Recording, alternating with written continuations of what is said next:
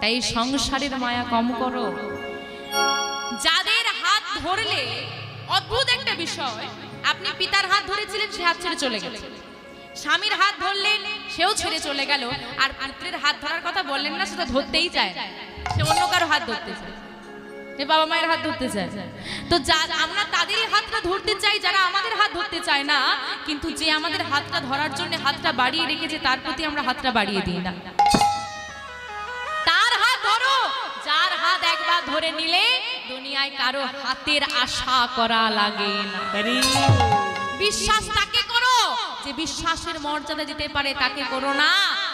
যার নিজেরই জীবনের গ্যারেন্টি নেই, সে আর তোমাকে কিসের গ্যারেন্টি দেবে? চিন্তা নেই